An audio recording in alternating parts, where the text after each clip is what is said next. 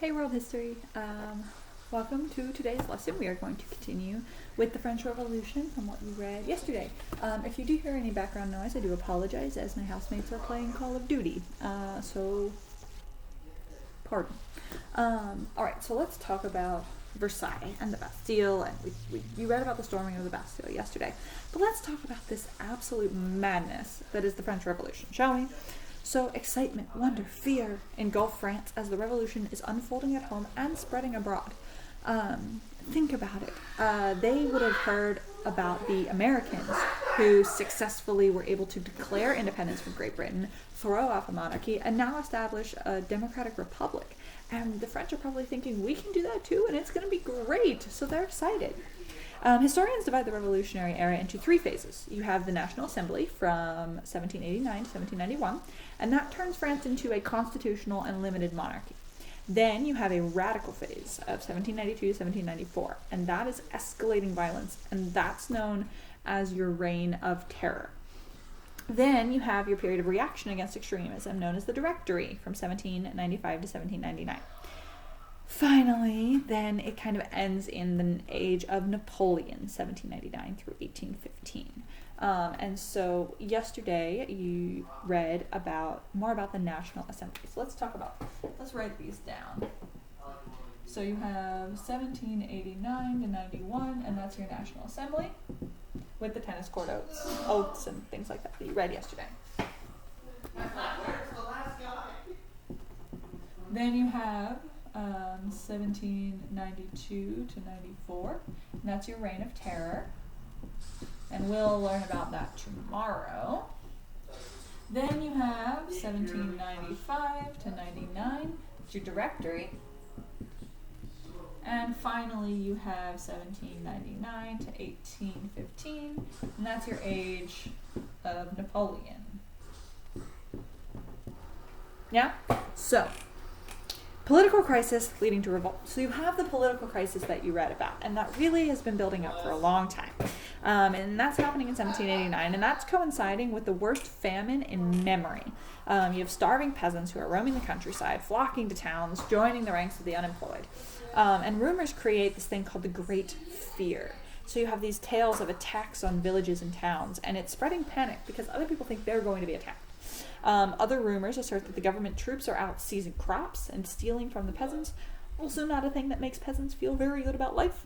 And so, inflamed by famine and fear, peasants unleash their fury on all the nobles who are trying to reimpose medieval dues.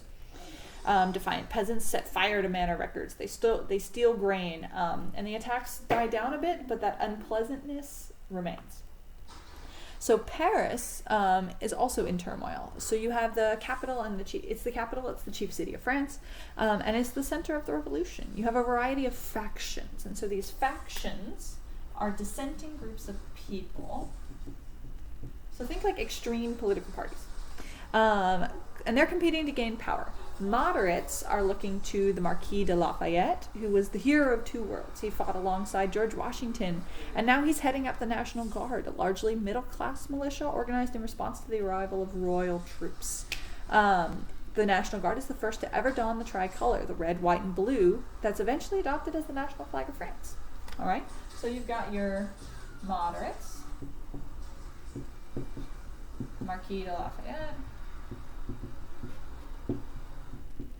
And if you're a Hamilton fan, you might recognize a little bit of this from one of the later songs when the French ask for some help during their revolution, and the American cabinet goes back and forth about whether or not they are actually going to give aid to France or not. And so the Marquis de Lafayette's leading the moderates, and he's heading up the National Guard.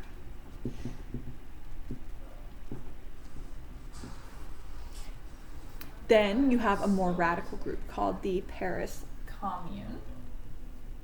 So radical means extreme. And the Paris Commune replaces the royalist government. It could mobilize whole neighborhoods for protests, violent actions, newspapers, political clubs, some even more radical than the Commune, and they're everywhere. Some are demanding a complete end to the monarchy and spreading scandalous stories about the royal families and members of the court. And so the National Assembly, well, what do? They have to do something. Peasant uprisings and the storming of the Bastille stampeded the National Assembly into action.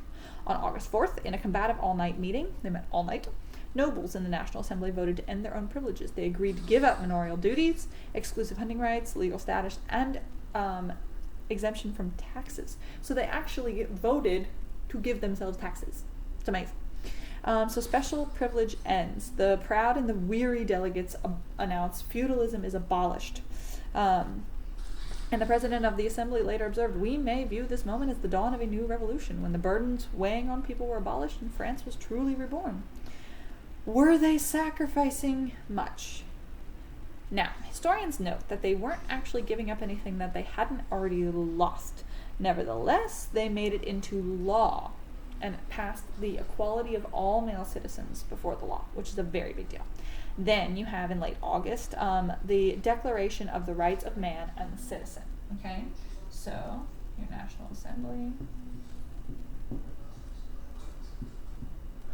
And this is big. Declaration of the Rights of Man and Citizen. If that sounds like Declaration of Independence, it's because it's very similar. It's modeled off of the American Declaration of Independence, written 13 years earlier. All men, they're saying, are born free and equal. They enjoy natural rights to liberty, property, security, resistance to oppression. Like the writings of John Locke and the Philosophes, they're saying the government exists to protect the natural rights of the citizens. The Declaration further proclaimed that all male citizens are equal. Every Frenchman has a right to hold public office with no distinction other than their virtues or talents. Doesn't matter where you're born. It asserts freedom of religion, says taxes should be levied according to ability to pay. Its principles are captured in the enduring slogan, liberty, equality, and fraternity. Not fraternity like college fraternity, it's different. Many women are disappointed that the Declaration of the Rights of Man did not grant equal citizenship to them. In 1791, Olympe de Gouges, if you know French better than I do, go for it. She was a journalist. She demanded equal rights in her Declaration of the Rights of Women. Woman is born free, and her rights are the same as those of man, she said. Therefore, she said, all citizens, be they men or women, being equal, must be equally eligible for public office, for positions, for jobs. Later in the Revolution, women met resistance for saying their views in public, and many people, like Olympe de Gouges, were imprisoned and even executed for believing that women had the same rights as men. The Declaration of the Rights of Man met lots of resistance, partially the king, who doesn't want this. Louis XVI does not want to accept the reforms at all. Nobles continue to enjoy gala banquets, but this anger is turning into action. The nobles are still eating, the peasants are still starving. On October 5th, about 6,000 women marched 13 miles from Paris to Versailles, demanding to see the king.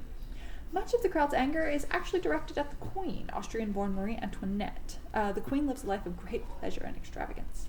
And of course, the public doesn't like this. The Queen gets to eat cake while we get nothing. Although compassionate to the poor, her small acts are largely unnoticed. Because think about like a millionaire occasionally handing out $1 to homeless people. That's kind of what Marie Antoinette was doing. She was against reforms. She was bored with the French court. She often retreated and lived her own life of amusement and didn't participate in government at all. The women refused to leave Versailles until the king met their most important demand, to return to Paris. Because they don't want the king hiding so far away. The king basically saying, y'all figure it out, I'm going to go live in my fancy mansion. And so the king is forced to return to Paris, and he's not happy about it. So basically the next morning, the crowd, with the king and his family in tow, heads for the city. At the head of the procession rode the women, and they're actually riding on cannons that they had stolen. They told the spectators that they were bringing Louis, Marie, and their son back to Paris. Now we won't have to go so far when we want to see the king, they said. Crowds along the way cheered the king, and the king is now wearing the tricolor of the National Guard, symbolizing new times, new rules. In Paris, the royal family moves into a palace, and for the next 3 years, they're basically prisoners. They can't leave, or else the people will force them to come back. There's a map in your book that you can kind of see if you want to look on page 581. So the National Assembly is then pressing onward. They soon followed the king to Paris, and the bourgeoisie members worked to draft a constitution to fix the financial crisis, because France is still in a financial crisis in the middle of all of this. And so the church is placed under state control. In a super radical move, they put the French Catholic Church under state control. The Catholic Church under state control. No one's really ever succeeded in doing that before. Under the civil constitution of the clergy in 1790, bishops and priests became elected, salaried officials, so you could vote for your bishop. The civil constitution ended papal authority, so they're basically saying, sorry, Pope, you're not in charge of us anymore. It dissolved the convents and the monasteries, and reaction is angry. Many bishops and priests refuse to accept the civil constitution. The Pope, of course, condemns it. Large numbers of French peasants also reject because they are very conservative in terms of religion. And when the government punished the clergy who refused to support it, a huge gulf opens up between revolutionaries and peasantries because people all want different things. Now, the Constitution of 1791 establishes a new government. It sets up what's called a limited monarchy. Okay?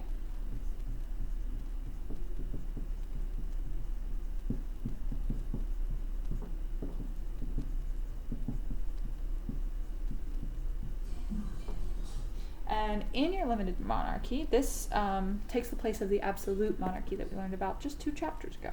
A new legislative assembly has the power to make laws, collect taxes, decide on issues of war and peace. Lawmakers are elected by tax-paying male citizens over the age of 25.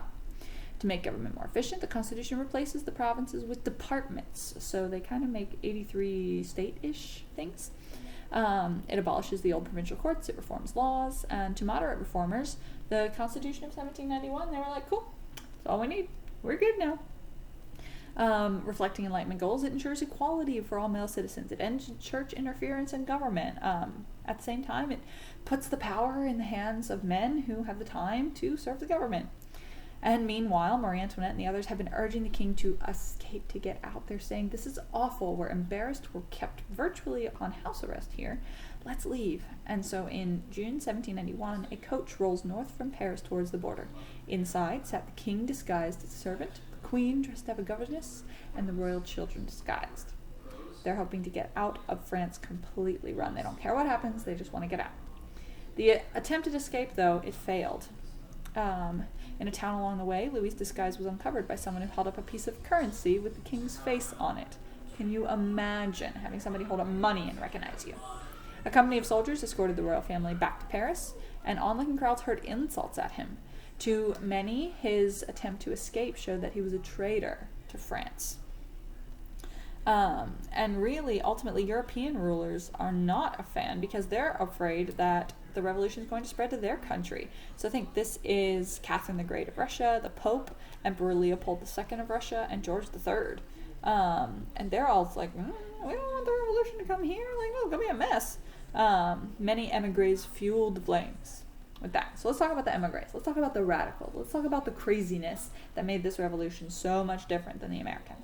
So events in France are stirring debate all over Europe. Supporters of the Enlightenment are saying, like, yes, reforms, National Assembly, good. Constitution, good. Limited monarchy, good. They're saying this is good.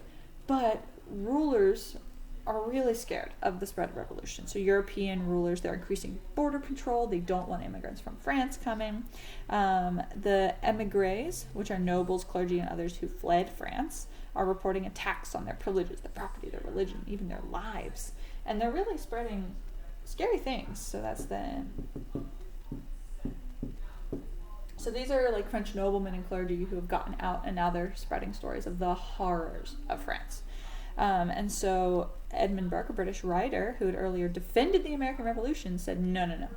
This is not the same thing. Plots and assassinations. This is murder. Ancient opinions and rules of life are taken away. This is ridiculous. And threats are coming from abroad. So now the King of Prussia, the Emperor of Austria, they issue a declaration, and they say, the two monarchs say, no, we will step in. First of all, one of them is the Queen's brother. They say, we're going to step in, and the French took it very seriously, and they said, all right, fine, step in. We'll go to war.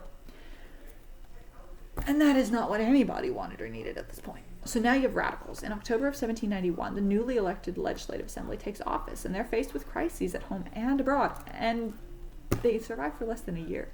You have this assignats, the revolutionary currency, drops in value. So now you have inflation. Prices are rising. Uncertainty about prices leads people to hoard things. Toilet paper. And causes additional food shortages. Right? In Paris and other cities, the working class men and women were called sans-culottes. And that pushes the revolution into a more radical action. They're called sans-culottes, literally meaning without breeches or without pants, because they wore long trousers, pants that went all the way to the ground, instead of these fancy cut-off breeches that the upperclassmen wore. So, the sans-culottes literally means without pants, without breeches. But they wore pants, they just didn't wear the fancy pants. And by 1791, many of these guys are demanding a republic where you've got the elected representatives ruling instead of a monarch.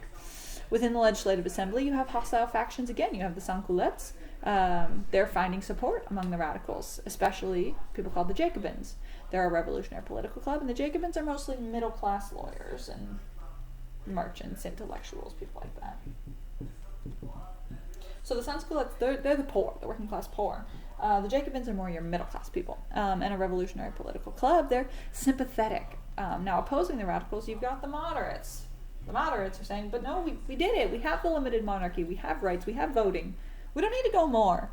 But the National Assembly is filled with all these people that want more. And the National Assembly essentially declares war on tyranny. The radicals soon hold the upper hand. They've got the majority. In April of 1792, the War of Words erupts on the battlefield. Eager to spread the revolution, the Legislative Assembly declares war on Austria, and then they declare war on Prussia and Britain. And they just keep declaring war on people because they're saying we're declaring war on anybody who doesn't respect us. The great powers expected to win an easy victory, but the fighting that began in 1792 is going to last for over 20 years. Okay? So, I hope you can understand why the French Revolution is a bit of a mess. It's a lot of a mess, actually, and this isn't even the most radical part of it. Remember, this is phase 2. This is phase 1. Still part of that National Assembly. We're not even at the Reign of Terror yet. We're going to talk about that tomorrow. And so this is where we're at. Some key people. You've got the moderates and the radicals. The Constitution of 1791 was the beginning. The Declaration of the Rights of Man, saying we're going to instill like voting rights and stuff like that.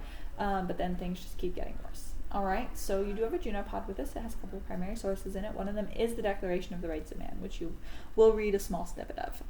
So I hope you've enjoyed this mess of an event, and tomorrow we'll talk about the Reign of Terror. With a name like that, how could it not be interesting? Have a great day, you guys.